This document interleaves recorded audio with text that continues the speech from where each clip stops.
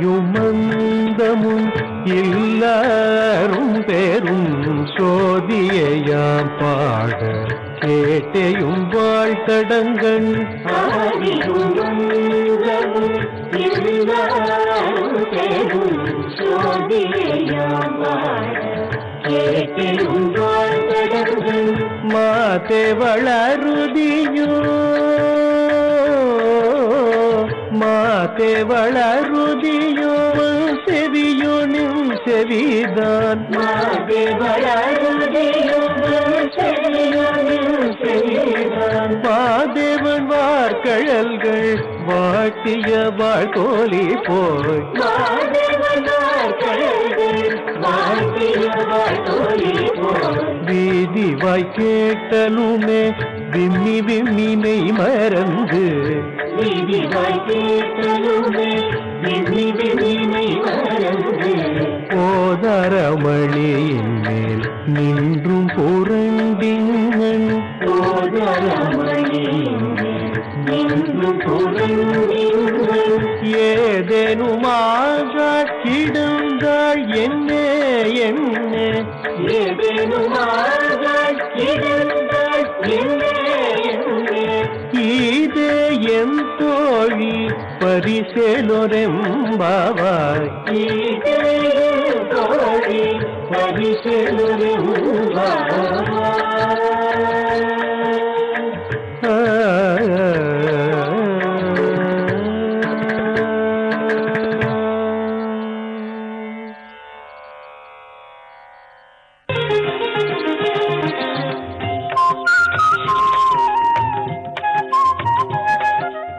தமிழ் தொலைக்காட்சி நேயர்கள் எல்லாருக்கும் என்னுடைய ஆன்மீக பக்தி வணக்கங்கள்.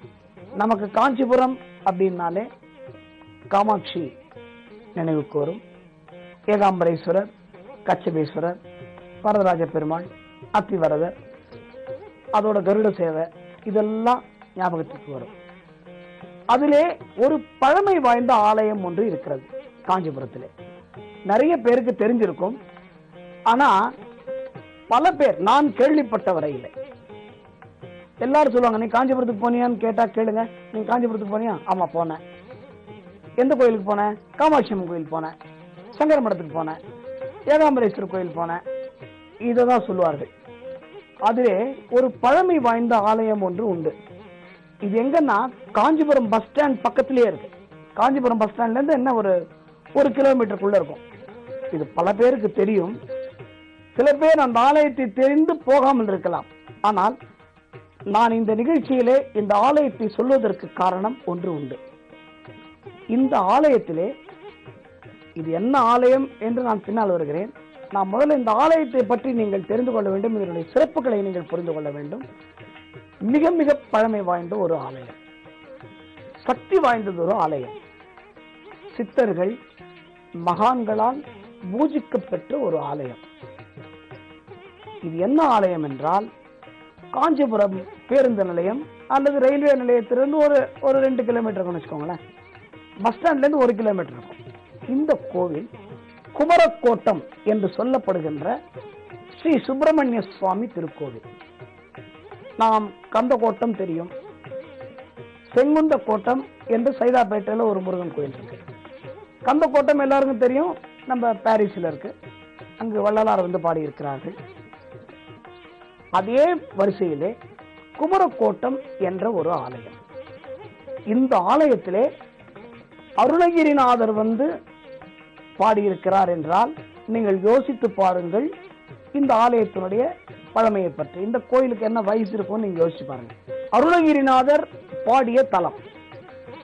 அதை விட முக்கியமான ஒரு விஷயம், கந்த புராணம் என்று நீங்கள் கேள்விப்பட்டிருப்பீர்கள். அந்த புஸ்தகம் வந்து வீட்டில் இருந்தாலே உங்களுக்கு எதிரிகள் இருக்க மாட்டார்கள் என்று வாரியார் சுவாமிகள் சொல்வார்கள்.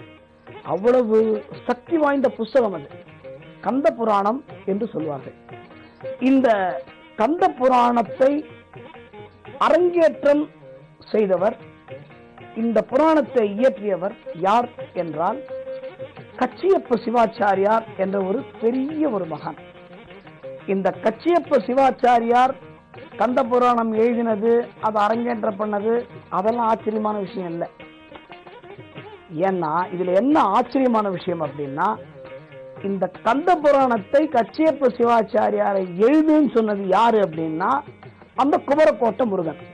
அவ்வளவு சக்தி வாய்ந்த முருகன். என்ன சார் இது, கச்சியப்ப சிவாச்சாரியாருக்கு முருகன் கந்த புராணத்தை எழுத சொல்லுங்க, என்னங்க முருகனோட ஹிஸ்டரியை அவர் எழுதுறதா அப்படின்னு நிறைய பேர் கேட்கலாம். ஆனால் முருகன் கச்சியப்ப சிவாச்சாரியாரை செலக்ட் பண்ணி, நீதான் எனக்கு இந்த கந்த புராணத்தை எழுத வேண்டும் என்று கேட்டுக்கொள்ள, கச்சியப்ப சிவாச்சாரியார் உடனே ஒப்புக்கொண்டு, நான் இது என்னன்னு ஆரம்பிக்கிறது அப்படின்னு சொன்ன உடனே திகட சக்கர என்று ஆரம்பித்து எழுது என்று முருகனே முதல் வார்த்தையை கொடுத்ததாக வரலாறு கூறுகிறது. இது சத்தியமா நடந்த உண்மை. அப்போ குமரக்கோட்டை முருகன் கந்த புராணம் எழுதுவதற்கு ஒரு பிள்ளையார் சுழி போட்டார். யார் மூலமா? கச்சியப்ப சிவாச்சாரியார் மூலமா. அப்போ கச்சியப்ப சிவாச்சாரியார் என்ன பண்ணுவாரா? ரொம்ப சுவையான தகவல் இது. இது ஸ்தல புராணத்திலே இருக்கிறது. ஏற்கனவே பல பெரிய மகான்கள், பெரியவர்கள் எல்லாம் இதை பற்றி பேசியிருக்கிறார்கள். வாரியார் சுவாமிகள் அடிக்கடி இந்த ஆலயத்தை பற்றி பேசியிருக்கிறார். அப்போ சிவாச்சாரியார் என்ன பண்ணுவாராம்? கச்சியப்ப சிவாச்சாரியார் ஒரு நாளைக்கு 100 பாட்டு எழுதுவாராம். சரி, 100 பாட்டு எழுதலாம். 100 பாட்டு எழுதிட்டு என்ன பண்ணுவாராம்? குமரக்கோட்டம் முருகன்கிட்ட அந்த பாட்டை வச்சுட்டு வந்துருவாராம். நைட்டு திருப்பி மறுநாள் காலத்தால போவாராம். சார் இது என்ன அதிசயம் இருக்கு, எழுதிட்டு கோவில்ல வச்சுட்டு வந்துடுறாரு. அங்கு இல்லை அதிசயம் நண்பர்களே. என்ன அதிசயம் அப்படின்னா, மறுநாள் காலத்தால் அவர் போய் பார்க்கும் பொழுது அந்த ஸ்கிரிப்ட் இருக்கு பாத்தீங்களா, அவர் எழுதி வச்சுட்டு வந்திருக்காரு, அதிலே திருத்தங்கள் இருக்குமா, கரெக்ஷன் பண்ணிருப்பாரா முருகன். நீ இந்த இடம் தப்பா எழுதிருக்க, இந்த இடத்த எப்படி திருத்திக்கோ அப்படின்னு முருகன் கரெக்ட் பண்ணிருப்பாராம். இதே மாதிரி தினமும் இதே நடந்து முருகன் தன்னுடைய புராணத்தை தானே திருத்தி எழுதி அங்கு அரங்கேற்றமான இடம் அந்த குமரக்கோட்டம். அதுவும் அந்த முருகன் இருக்கு பாத்தீங்களா, அந்த குமரக்கோட்டை முருகன் வள்ளி தேவான கிடையாதுங்க. அங்கே முருகன் தனியாக பிரம்மச்சாரியாக வீற்றிருக்கிறார். ரொம்ப சுவையான கதை. இந்த பிரம்மச்சாரி கோலம் பிரம்ம சாஸ்தா கோலம் என்றும் அழைக்கப்படுகிறது. சாஸ்தா என்றால் ஐயப்பன் என்று மட்டும் பல பேர் நினைத்துக் கொண்டிருக்கிறார்கள். ஆனால் இந்த கோலம் முருகனுடைய, இந்த குமரக்கோட்டை முருகனுடைய கோலம் பிரம்ம சாஸ்தா கோலம் என்று சொல்வார்கள். ஏன் இந்த பிரம்ம சாஸ்தா கோலத்தை அங்கே முருகன் எடுத்திருக்கிறார்? இதன் பின்னால் உள்ள சுவையான கதையை நாம் நாளை பார்ப்போம். வணக்கம்.